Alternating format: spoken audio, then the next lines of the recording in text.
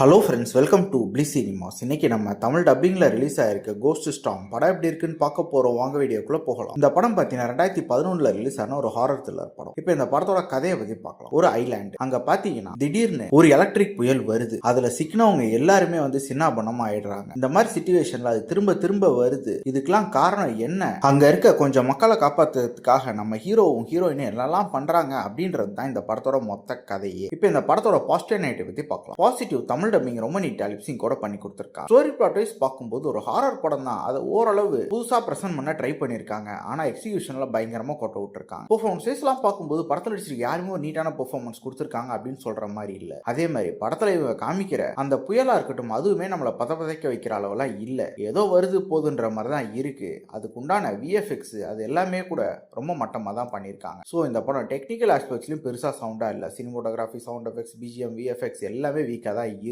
Screen place அது இன்ட்ரெஸ்டிங்கா இது எடுத்திருக்காங்களான்னு பாத்தீங்கன்னா அதுவும் கிடையாது. ரொம்ப பிளாட்டான ஒரு ஸ்கிரீன் பிளே தான். ஆரம்பத்துல இருந்து எண்டு வரைக்கும் அது இஷ்டத்துக்கு ஏனோ தானம் தான் போகுது. ஓவராலா பாத்தீங்கன்னா இது ஒரு பிலோ ஆவரேஜான படம் தான். வேணும்னா ட்ரை பண்ணி பாருங்க. இன்னொரு வீடியோல சந்திக்கலாம். தேங்க்யூ.